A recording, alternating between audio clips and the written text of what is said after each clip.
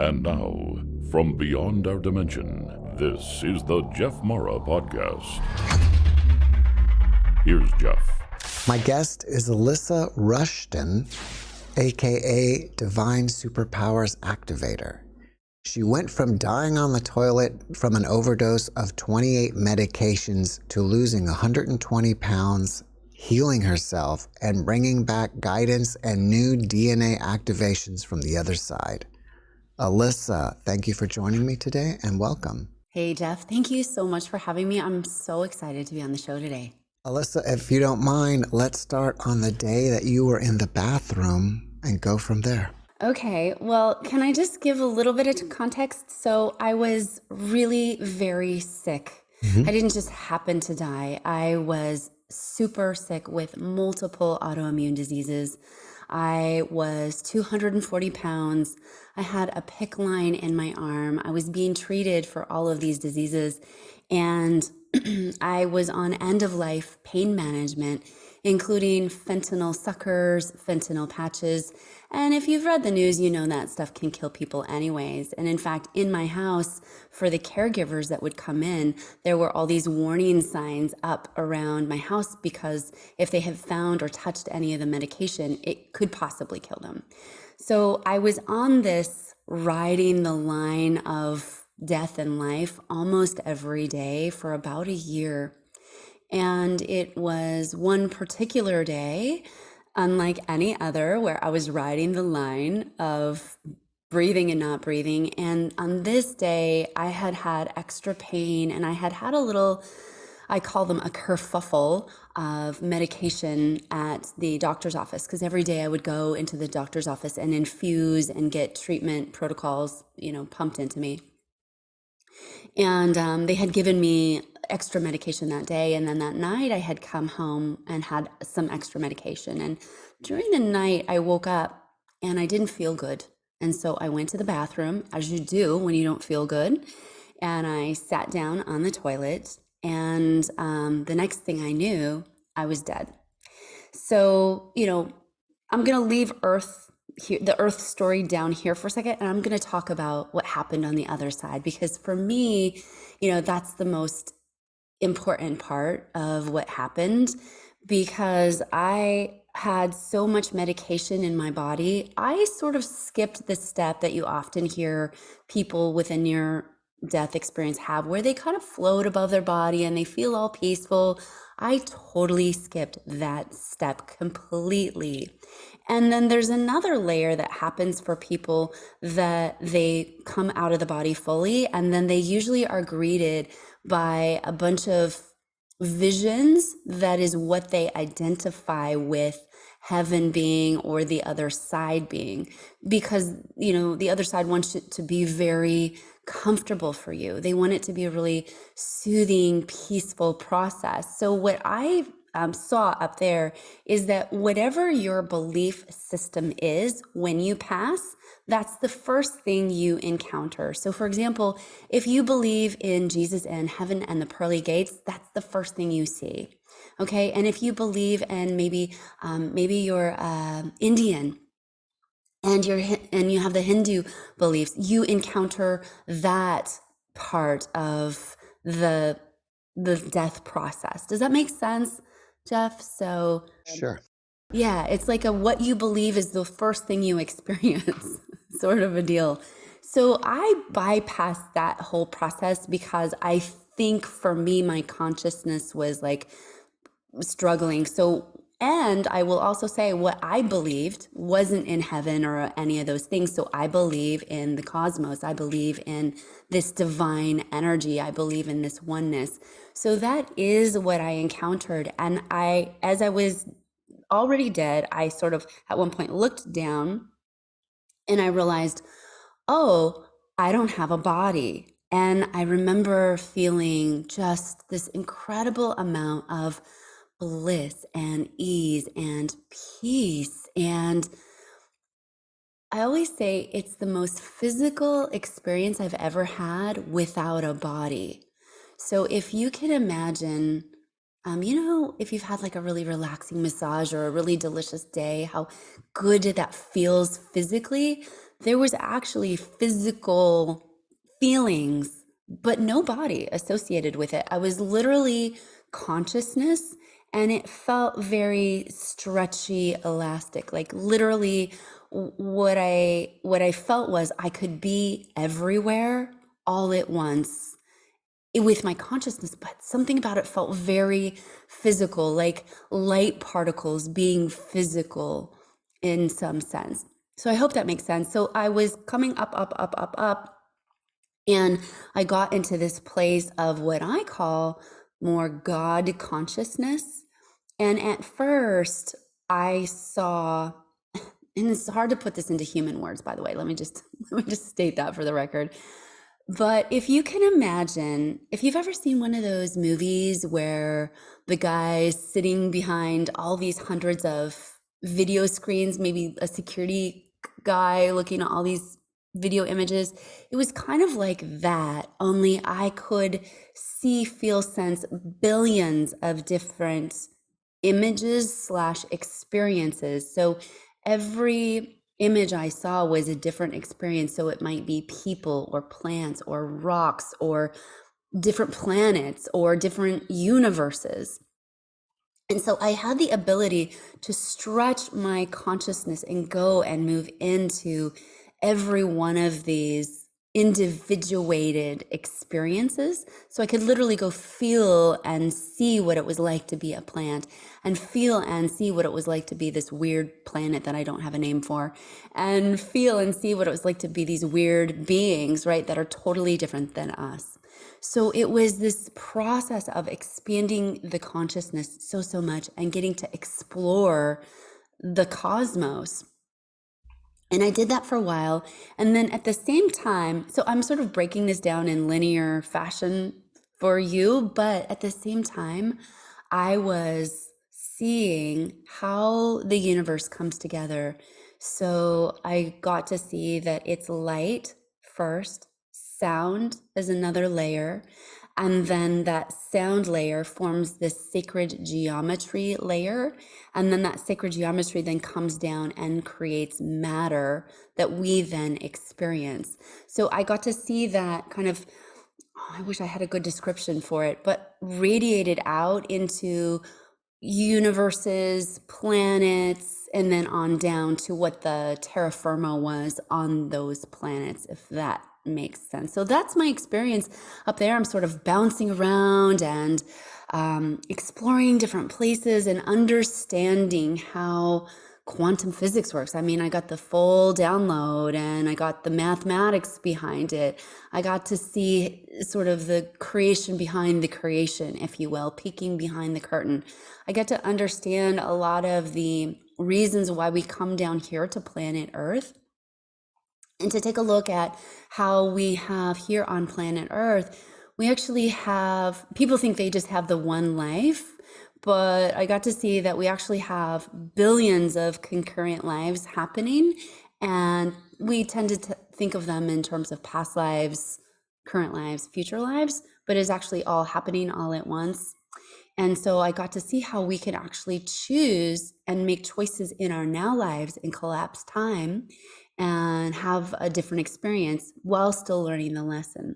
So I got to see a whole bunch up there, and we could go on and on and on about for days, but I will tell you that at some point I got distracted and I sort of saw this little ball of light and it looked a lot like Earth, and I thought, oh, I'm gonna go dive down into that, and I was really attracted to it. So I went down into that, and as I moved my consciousness down, all of a sudden I lost contact with the all that isness of my experience.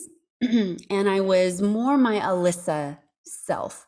I did not have a Alyssa body, but I was more my Alyssa consciousness. And I thought, this place looks like a lot like Earth, but it was olive colored. Everything had this olive sheen, or maybe army green sheen over it. And I thought, well, I'll go visit my ex-boyfriend. I like to see what he's up to. So I go and visit my ex-boyfriend, and just thinking about him popped me right there. And I got to see him in the condo he was staying at. And he was a drinker and a smoker. So I thought, oh, this is very nice. I wish I could talk to him, but I couldn't talk to him. And I popped around a little bit more, and then I kind of landed back with him. And I didn't really understand what was going on. And then quickly thereafter, a group consciousness came to me and said, hey, you can stay here as long as you want. It's going to be a very healing place. However, you cannot come back to the Alyssa body. If you want to come back to the Alyssa body, you've got to come now. And it's going to be the hardest thing you've ever done, but it'll be worth it. And really, it was lightning fast for me. As soon as I thought, yes, I want to come back, I was brought back into my physical body, kind of gasping for air. And what it feels like happened, if you can imagine floating around in this highest frequency, this delicious, love-filled, bliss-filled vibration. And it felt like somebody took me off a 1,000-story building and dropped me onto concrete. And I landed back in my body and was gasping, for air. Because at this point, they had just, back in the bathroom, pumped me full of Narcan. And I was, coming back to my senses. So yeah, that's my toilet bowl experience. Thank you for sharing it with us. When you were seeing all those millions or billions of screens, do you think some of that was a life review, or you were looking at other people's lives? Great question. So for me, it did not feel like a life review. I don't think I got to that process yet. What I experienced was I was looking at other people's lives. I was looking at literally billions and billions of experiences happening at that level. However, I sometimes wonder, because if you think about how the sun works, we look at the sun and it's one ball of sunshine, but then it has these billions and billions and billions of rays of light. So my sense is that even though here on Earth, we think of ourselves as separate and individual people, my sense is that all of those experiences inform our soul and inform our experience. So to answer your question, I don't really know. I also saw up there that there was even higher planes of existence and even higher places. I thought I was experiencing God consciousness, but I could tell that there was more that I was yet to connect with, if that makes any sense. So to answer your question, I'm not really sure. I think it could have been a little bit of both, although I saw alien beings that I can't even really describe, like that are totally different from us, and more light bodies and blue and pink and, totally different planets and civilizations. So it was a lot. And to your point, it was really billions and billions and billions of data points that I was getting to explore and go into. Do you think that collectively we are all one, just separated into billions of beings, and so that's why you had access to everybody else? I do. I really have come to believe that. I just feel like, I feel like we really are that one consciousness. And it's hard to understand with the mind, though. The mind wants to fall out when we think about, how can I be that plant over there or that basket? And what I really believe is that all of this is universal consciousness. And we tend to think, oh, the rock's not universal consciousness. But what I saw up there was, oh, the rock very much is consciousness. It's the consciousness is having an experience through that rock.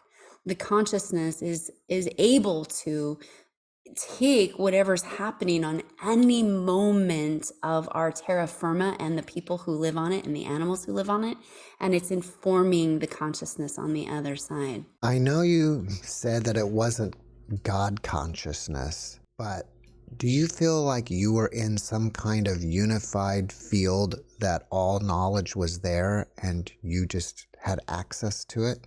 Oh, actually, I do think it was God consciousness. I misstated if I did. I think I was in God consciousness. However, I think there was more levels of that, if that makes sense. So I think there's so much more than what we think of God consciousness is. And so I think I was accessing one part of that God consciousness. But yeah, I think I was in the unified field of God consciousness, or universal consciousness, or whatever word one wants to use for it. Because up there, by the way, there is no right or wrong. There is no masculine and feminine. There is no left or right. Up there, it's directionless. Up there, it's, just such a vast space that is, you can connect with just with consciousness and light. And so there isn't the polarity that is down here that we think of, which, by the way, was beautiful to understand, because some of the things that happen down here as a human are very hard to understand. I myself, one of the reasons why I got so sick is because I had been through some real traumas, and some things that were really tough to experience as a human being. And so I got to see from up there that, it's not necessarily a good or bad. It just is informing the consciousness and helping us as human beings to install more love and be able to hold more unconditional love. Because one of the things that, and I haven't really talked about this a lot, but one of the things that after you pass on, you get to choose oftentimes where you go, whether it's consciously or unconsciously. So in my case, I chose to come back to the astral realm. I was going to be a stuck soul in the astral realm for a bit had I not chosen to come back to Earth. And we don't really teach this in the death process here in America, for sure. But where you go when you die tends to be the last point of consciousness that you're holding, if that makes sense. So if I'm not conscious when I'm dying about the fact that I want to go and connect up in with the highest level of consciousness that I can, you just might end up someplace else. And so after you pass, you also get do you want to go be this cool blue being of light on some cool planet that I don't have a name for, right? You get to choose. And here's my point. When you are higher level beings than humans, because I also saw that being a human is kind of like being in third grade, right? 3D, third grade. It is really a growing up experience. We're learning the basics here, how to be kind, how to treat our body, how to work with energy, because energy is slower down here. We have a longer grace period of time.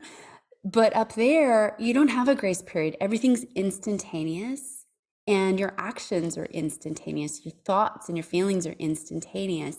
So if you don't learn that stuff down here, you can kind of create a lot of havoc up there. So what I saw is if you're not learning those lessons down here, you just get to kind of loop back here again and again, kind of like, at least when I went to school, if you didn't graduate third grade, you had to go back and do third grade again. You mentioned that there was a layer of sound. Did you actually hear it as well? Yeah, so up there you hear it and you see it and you feel it. And what's really cool is that I brought that gift of being able to see, feel, hear sound frequency back. It's a weird thing, right, to do. And I didn't really understand what that was when I came back at first. But yeah, up there you can hear, see, feel the sound. And sound, the best way I can describe this is sound informs matter. So that's really important, because here on planet Earth, what we're listening to, what we're tuning into frequency-wise is informing our actual physical cells. It's informing how good we feel or how not good we feel in our body. So when I came back and I realized my life was totally broken and I had to heal myself in a different way that didn't involve what I was doing, one of the first things I turned to was sound frequency. And that really helped me start the healing process in my body. Well, that's a great place to go. How did you heal yourself once you got back? Yeah. Oh, gosh, Jeff. I tell you, well, the first piece of it was recognizing that what I was doing wasn't working. It was a broken model. And so I had to realize that straight away. And I realized that in the hospital. And I remember, looking at my husband at the time I was married, and I said, this is broken. And he said, oh, I know. And so very quickly after, the very next day, I went right back to the doctor and right back into the infusion chair and right back to all of it. And I remember sitting in the infusion chair and I heard a man's voice. And I found out years later who that man's voice was, because it was very distinctive. It's a man by the name of Emile Couillet, and he had passed on long ago. And he coined the phrase, "I'm getting better and better every day in every way." And his voice just went through my head, I don't even know, thousands of times an hour. Just, I'm getting better and better every day in every way. And it was this soothing voice. And so I'm sitting in the chair and I'm thinking, okay, I'm just going to let this happen. I'm not going to put on headphones. I'm just going to listen to this voice that I can't stop. And I also thought, ooh, did I get a little brain damaged while I was on the other side? Because I was out for a while when they brought me back. I was lips blue, nails blue, starting to so part of me was like, uh-oh, am I in trouble here? And so I realized, though, I wasn't in trouble, and I got all of these downloads. So it would just be this knowing of, oh, I've got to go listen to this certain frequency, or, oh, let me find this meditation, or, oh, let me, go lay out in nature. And so it was this series and sequence of knowings, or I would hear it on exactly what to do, instructions, right?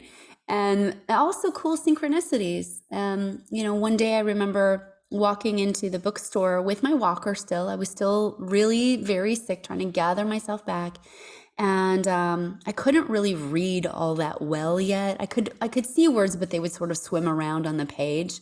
Again, I thought maybe I've got some brain damage here.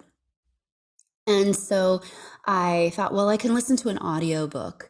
And so I scooted myself to the audiobook section, and this audiobook literally flies off the shelf like someone had pushed it from the other side. And it was a Wayne Dyer audiobook, The Secrets of Inspiration. And I think it's the 10 Secrets of Inspiration and Inner Peace, or something like that, or Success and Inner Peace. So I, kind of bend down, pick it up, and I buy it. And so I started listening to that. And I had got this meditation also that was sound frequency. And I would literally lay in bed, and I was given the instructions to lay in bed, listen to this sound frequency, and visualize myself as being able to walk and being this healthy being. And I literally did that for about a month. And within about a month's time, I started to feel like, okay, I can get out and go for a little walk. So I would take my walker and walk from my house to the end of my driveway and then come back because I was exhausted. And I would just work up to more every week. I would add a little bit more. So honestly, Jeff, it was a slow process. It took me about 5 years to get off all the medication because I wanted to do it myself. I didn't want to put myself in a treatment program. I felt like that might be too extreme for me. And I really knew I needed to build up some skill sets while I was getting off the medications because I was on so much. So it was this slow, steady progress, slow, steady moving the body, slow, steady listening to sound frequencies, slow, steady, deciding to eat differently because I had the worst diet. I had no idea that what I ate actually made a difference. I didn't know. I was a smoker, I was a drinker, and I would eat whatever I wanted. And I just didn't understand that equated also part of the issues that I was having in my body. So once I got better enough to get out of the house and drive, which took about a year's time, for me to be able to get behind the wheel again and drive, I hired a health coach, and her name was Shelly. And I'll never forget, I met with Shelly, and she's about 10 years older than me. And I looked at her, and she had this sparkle in her eyes and this glow to her skin, and just looked so vibrant and full of life. And I just thought to myself, whatever this woman's doing, I want that, and I'll do whatever she tells me. And so I just followed her guidance, and I started drinking smoothies, and I started juicing, and I cut out gluten and dairy. And it was so funny. She said, do you think you're gluten intolerant or dairy intolerant? And I said, no, I've been eating that stuff all my life. And she said, yeah, but you're not well. And I'm like, it doesn't have anything to do with anything. And she said, well, why don't you just give it a try for 14 days and go without it and see what happens?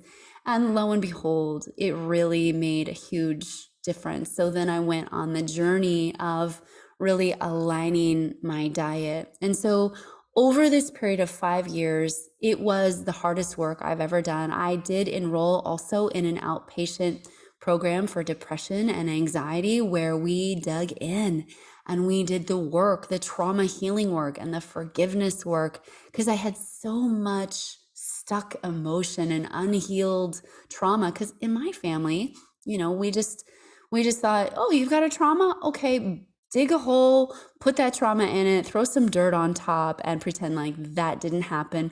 Maybe work a little harder, bury yourself in work, and maybe have a couple more glasses of wine and you'll be fine. That's how we dealt with unfortunate things. And so ultimately that stopped working for me. And what I learned on the other side is it's easier for the body to feel physical pain than it is for the emotional body to feel the emotions.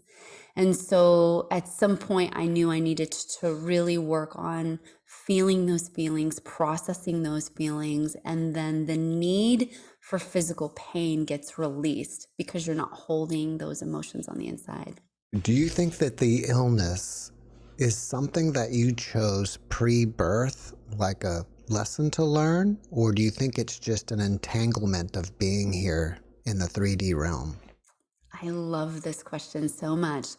So on the other side, what I saw, one of the many things, is that we do have a soul plan, and then we do have soul lessons of what we're here to do. And many of the people down here right now are not only working through some soul lessons, but they're also here to shift the experience of the planet and help the planet move up into a higher vibration, so to speak, a higher frequency, have a different experience on planet. This is a real destined time, so to speak.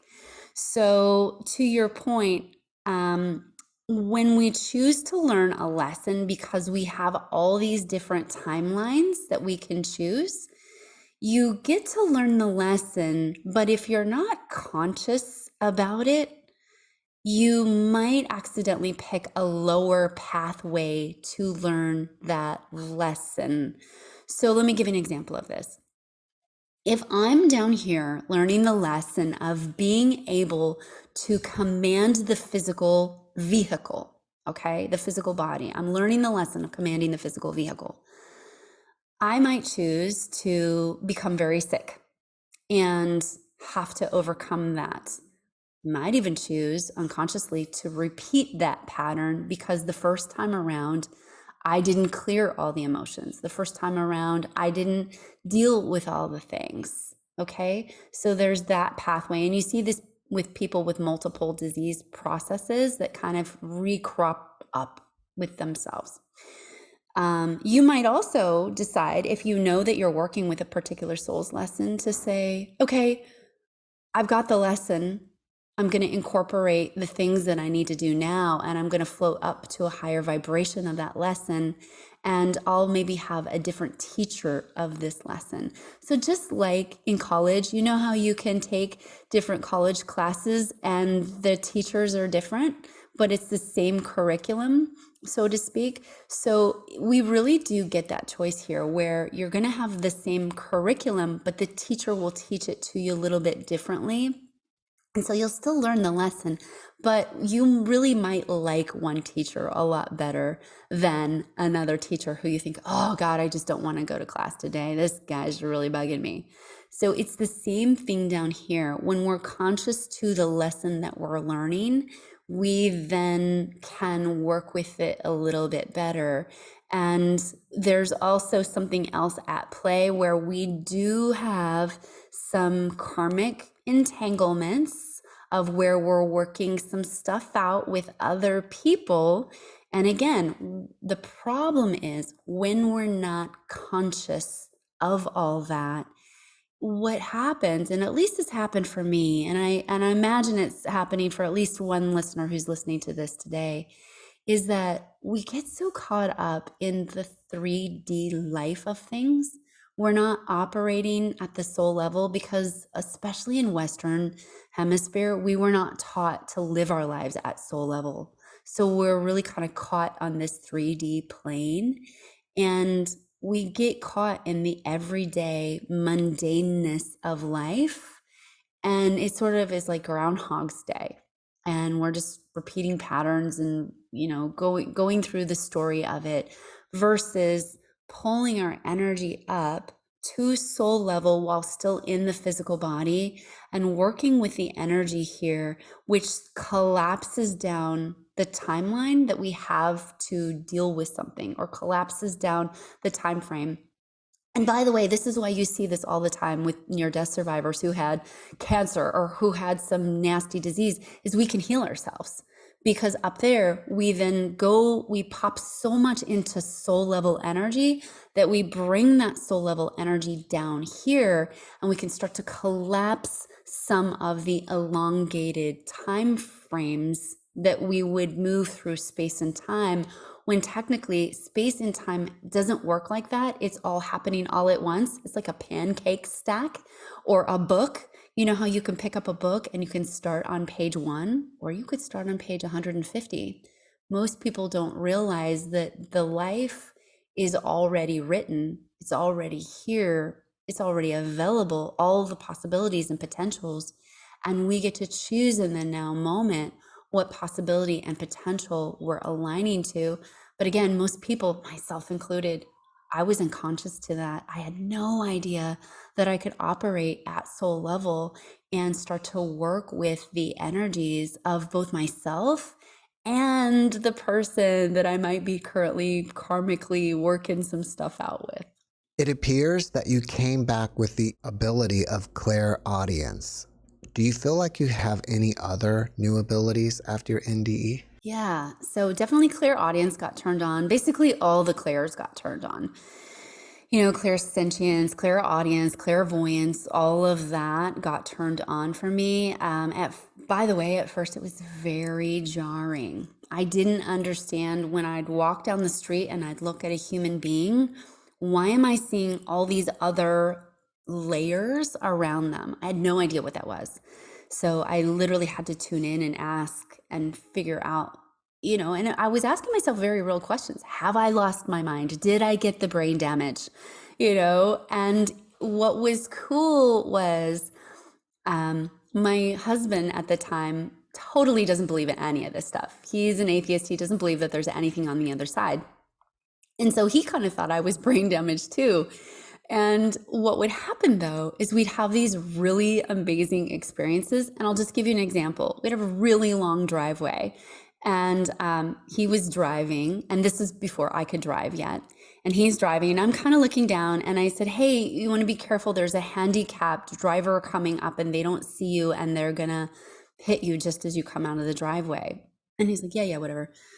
Thinking I'm crazy, right? And then he backs up, but just because I've said this, he stops, and out of kind of nowhere, this car with handicap plates comes up, and he looks and he sees the handicap plates, and he's like, how could you have possibly known that? And so it was enough stuff like that that started really happening for me. I've always had a smoker's nose and taste buds where I couldn't really smell or taste a lot. I came back with what I call a dog nose. So you know how certain dogs can detect scent and they can detect disease and all that. So I got that skill, which is a blessing and a curse some days, depending on what part of the world you're in and what's going on with the human being, because I can detect, disease process in their body, and it really comes in strong. So yeah, all of the senses came on. And here's a point though, we all have that. It's just been that we have been so shut down to it, so deprogrammed that we don't have it. If you think about the training you got to be a human being in this world from birth to 10 years old was not at all about using your right brain or your soul level skills. I don't know many people who got training on that. We got training on how to be a factory based human, how to work hard, how to go to the right school, how to make the money. You are what you do. Your worth equals, your bank account and who you're married to or what your kids look like. That's the training that most of us got. And the truth is that we are so much more than that. We are such this vast piece of consciousness, but most people don't know how to even begin to tap into that vast consciousness. Einstein did, though. Nikola Tesla did. You look at the people back in history that actually did know how to do this, and they bring in vast amounts of information, many of them without any schooling. I myself am a high school dropout. So, you don't have to have traditional education to be able to do this. In fact, traditional education oftentimes educates you out of being able to connect at soul level and to connect with these right brain body skills. And remember that these things come through the body. So it's kind of like your cell phone. If your body is your cell phone and your cell phone is far away from a cell tower, it's really hard to get access to that connection. Or you might sit there and just be waiting and waiting and waiting for the text to go through or the image to download, right? And we can all get that. But our bodies are like a cell phone. In fact, we transmit and receive signal. But most human beings, they are so far away from the tower, so to speak, in that they don't work on their connection with their soul. And most human beings are having a diet that isn't conducive to having a good connection. It acts like static in the channel. So just like if your phone's battery was almost dead, it would also not work very well. It wouldn't access the information well. It's going to have to shut down a lot of processes. If you've ever seen that mode, it says, do you want to go on low power battery mode? It starts to shut down access to other things. So our human body does the same thing. If we're not nourished with great nutrients, with sunshine, with pure water, with grounding from the earth, we're going to have to act like that cell phone that goes on low battery mode, and we're going to have to shut down a lot of processes. But again, this stuff is unconscious to most people, and they don't understand, why their life isn't working out. They might not understand why things feel like such a grind. They might not understand why, try as they might, it just feels like nothing's ever working out for them. And that's because one of the biggest reasons is there's so much static in their physical channel of their body that they can't get the access to those streams of information that, quite frankly, do make life easier. When you're driving down the road and you're waiting for the Google Maps to tell you where to go, but the Google Maps is slow and you miss your off-ramp, that's the life most people are living, versus this fast connection where everything you need to do gets downloaded to you. You get to make great connections with people, and you get to live this sort of a magical, miraculous life. Not to say that bad things don't happen, but you feel very differently about that. Can you give us any tips to pull up our energy while we are here in these bodies? Yes, I sure can. So, by the way, a lot of this is going to sound so simple, and you might think listening to this, like, God, that sounds so simple, but I promise it works. So, the first thing to think about is really connecting in consciously at soul level. So, I'm just going to close down my eyes for a second. And this is an eyes closed process. So, you want to imagine this light in your heart, and this light in your heart, breathing in to that heart center and just acknowledging yourself, first of all, for being here and being present, and starting to really get this light in your heart circulating, okay? Because even though you can't see energy, even though you can't necessarily feel it, even, you want to start getting this energy circulating because you have a larger energy center within your heart. So start to breathe in your energy and just acknowledge that you have this beautiful heart center, the seat of your soul in the physical body, and then breathe your energy up, up, up the top of your head, and just imagine or pretend with me that you have a trap door on the top of your head, and you're just going to open it up, and you can see this, you can sense it, you can feel it, or just pretend. And I want you to imagine that you're breathing your heart's energy up through the top of your head. And you're just going to imagine or pretend or sense a ball of light that is your soul about 18 inches above your head. And the first thing to do is just to tap into your soul and just talk to it. Say, soul, thank you for being here. Thank you for being with me. I acknowledge you, and I'm going to ask you to be more a part of my physical experience. And breathe that energy of your soul in. The work I do with clients, every single soul has a color. You have your own individuated color of light. Every single soul, if you go in and ask, you can ask your soul, what color am I? And you can start to breathe in the color of your soul, and it will start to nourish your physical body. And by the way, I see this all the time. Literally, people, when they start to breathe in the energy of their soul into the physical body, excuse me, when people start to breathe the energy of the soul into their physical body, they will change their skin tone and texture. People will ask you, like, what have you been doing with your face? Are you doing a new face product or something? And they haven't. They've literally activated those subatomic particles, those photons, right? Those photons that you cannot see with your physical eye, but are very much a part of an experience. And by the way, there's special cameras that we can see the subatomic particles of your soul. And we can see it with Kirlian photography, for example. We can see the non-physical aspects of you. So you're basically drawing that down into your body and creating a soul link first within yourself. And if you do this daily, if daily you wake up and you link up with yourself, that is one of the most important things you do. And I would also add, I love to ask for specific frequencies to come through you. Remember, you're a radio station. You transmit and receive frequency.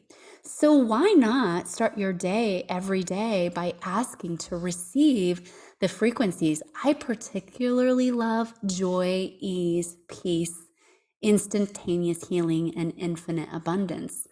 So you can literally say, I now command the frequencies of joy, love, peace, instantaneous healing, and infinite abundance to flow to me and through me at all times throughout this day.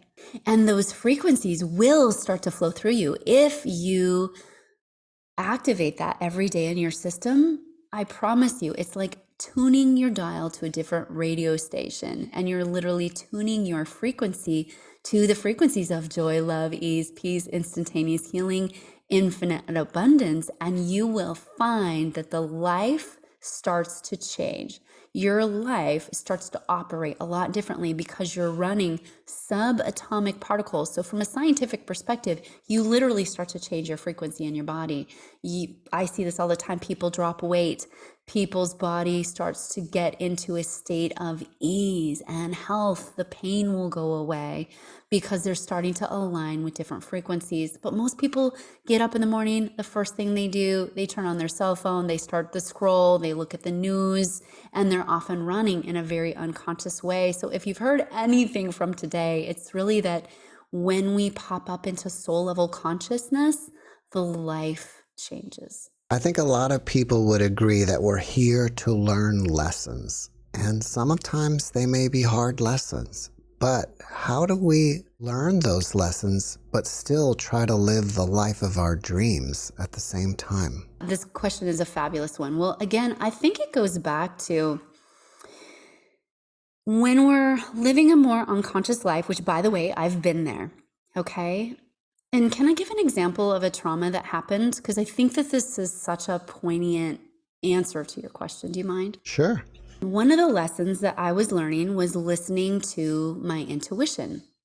And this was before I got so sick. And I was going to take a job at a very big company, okay, Fortune 100 company. My intuition told me not to do it. My intuition told me that the boss I would be working for would be harmful to me in some way.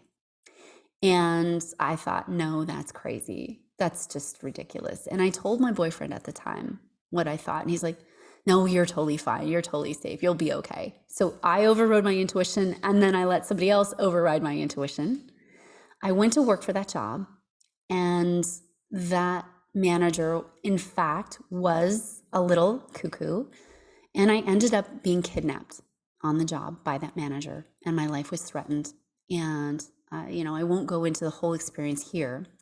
But because I was unconsciously learning the lesson, I learned it in the hardest way possible. I just want to say for the record here, I myself walked through a lot of hard lessons in life. And most of us, again, are unconsciously signing up for hard lessons, though we don't have to. I could have learned the lesson of listening to my intuition right away by going, no, my intuition tells me not to take this job. I'm not going to take this job. I know it's not a safe place for me, and I trust I'll be supported and I'll be taken care of and I'll find a different job, even though this one seems really lucrative, right? But I didn't trust that. So I had to then learn the lesson the hard way, which sometimes is the best way because then we learn the lesson. But I also believe you don't have to learn the hard way. It is a facet of learning a lesson unconsciously. So if you are in your life right now and you are like, oh my gosh, I've been learning lessons the hard way, what you want to then do is tap in the next time something's happening and ask yourself, ask your soul, is there an easier way for me to learn this lesson? Is there a faster, more joyful path for me to learn this lesson? Is there a different decision that I can make that will collapse a timeline or two and allow me to have a different experience of this lesson? Remember, we get to choose our teachers of the lesson, but most people don't realize they can. So part of this is about asking your soul for help, asking to have a different experience, because again, like if you were to go from LA to New York, you could take a plane, you could take a train, you could take the car, you could Uber your way and stay at different Airbnbs along the way. There's no right or wrong way to get from LA to New York. But if I were to say, Jeff, how do you want to get to New York? You're going to consciously say, well, I'd really like to take the plane. I know I can get there really fast. Or you might choose to take a different way. But most of us in our life are not choosing very consciously. And I think that's the biggest thing that I saw on the other side. One of the biggest things is that we can be more conscious about how we move through the lessons. And when we have a really hard lesson that we weren't conscious about. Okay. And it's a really tough lesson. The best thing to do, number one, is to not beat ourselves up, to sit with what is the lesson I'm to learn from this? What is it that I'm supposed to see from this? What is it that my soul is inviting me to grow through here? And working at it from a level of consciousness that isn't necessarily more in victim mode, like, why did this happen to me? How could this be? So you're asking different questions of the experience. When I've been in victim mode, I've asked questions like, how could this possibly happen? And how could this person possibly do this to me? And I can't believe, right? Those are some of the things that are coming through, versus taking a horrible situation and saying, what's here for me? What gold can I plumb from this devastating situation? And how can I, plumb and mine this situation for gold and use it specifically to hold more love in my body, to hold more love in my heart, unconditional love for myself and others. And remember, that's one of the biggest lessons human beings are learning here on the planet, is how to hold unconditional love no matter what. And it's not the easy. For people out there who are grieving over the loss of loved ones and or having their own existential crisis, what kind of advice can you give them?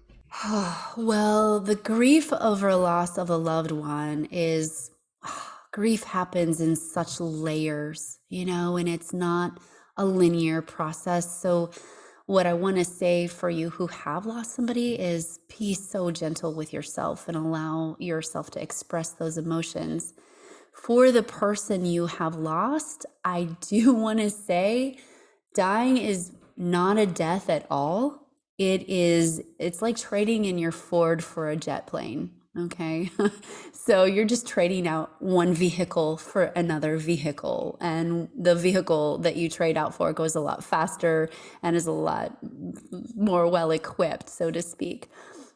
On the other side, no matter what, they are having an incredible experience. They are either getting a deep level of healing at soul level, if they had a rough go this time around, or even if they were maybe not the nicest person, they're still getting a lot of soul level healing, or they're exploring the cosmos, or they're having these incredible expanded experiences. And what I really want people to know is they're still able to look back on Earth. Because it's all happening in the now moment, they're still able to be with you. And what keeps us separated usually is our level of frequency here on planet Earth is so low that they have a harder time like having a physical connection with us. Okay, so what you can do is you can try to boost up your frequency a bit and tune into the frequency of love, and you will be able to connect with your passed over loved one more easily, because it doesn't hurt them so much to come down. Think about it this way. If you wanted to go deep sea diving, you'd have to put on a special suit to be able to survive at a particular depth. And at another depth, you're going to kind of implode. And so on the other side, at the soul level, it really does feel heavy and dense to come down here and be in the physical. So they tend to avoid it, but they still are looking after you. They're still looking, and checking in and sending energy, right? Sending you positive energy. Have you decided whether you're coming back here next time, or are you going to one of those other amazing planets and being a blue being? Yes. Oh, this is a great question. So here's the thing I feel very strongly about is that if we haven't fully learned the lessons of being able to hold unconditional love, and being able to command the physical, mental, and emotional body, there's not a huge amount of choice in it that we do have to repeat third grade, right? So I also feel that myself and everybody here on planet Earth can make a choice to learn those lessons here now and get to potentially not have to come back. I will also say that the question is a little funky because of how the time works. So technically we're these other beings all at once right now anyways. So it's, in terms of the time stream continuum, it's a little hard to talk about, but there will likely come a point when the Earth life cycle and you coming, your soul wanting to come back down here is like no longer interesting. Just like if you were a college student, it would no longer be interesting for you to go sit in a third grade classroom, if that makes any sense. Do you feel that learning unconditional love is the most important lesson to be learned on Earth? I think it's one of the most important lessons. Yeah. Well, after watching this podcast, people may want to reach out to you and ask you questions. Are you up for that? Absolutely, I'm up for that. And we also have a great way for people to get some support too. I have a Raise Your Vibration Toolkit, which people just love. It's got some of the stuff that we talked about today. It's got those command statements. So definitely, if you want to grab a hold of that, please do, because I'm really here and I'm back on planet to help people make contact with the soul, bring in more light, and have a vastly different experience of what it means to be a human. So they find that on your website? Yeah, well, can we pop a link below this video? Or you can just literally type in Raise Your Vibration Toolkit and it'll take you right there. All right, perfect. Yeah, because this will not only go out on video, but audio. So I wanted you to say it so they could find it. You have a YouTube channel. What kind of content are you posting there? Yeah, so I talk a lot about energy updates. So kind of like the weather forecast, there's energies that get transmitted every month. And if we're conscious of what those energies are, we can work with them better. So I do a lot of energy updates. And of course, I have my membership portal and I put out a lot of classes. We've got one of my favorite classes. It's a virtual workshop that you can attend anytime. It's called Quantum Time Jumping, and it's where you can learn how to collapse timelines, heal your past, and actually have a different future in 2 days. And I get comments all the time. My inbox is always full with messages of, oh my gosh, it always starts, you won't believe it. And of course I always will, but their life changes very quickly within a couple days or a week or sometimes a month. But people have really vastly different experiences of their life because what they do is they go in and heal some of the parts of themselves that have been blocking their experience of their best life. That sounds like an amazing video to watch. Is your YouTube channel called Alysa Ruston or something else? Yeah, it's Alysa Ruston. Before we finish up, can you leave us with one last positive message? So I'm here to remind you that your very presence here on the planet matters. The vibration of this planet would be different if you were not here.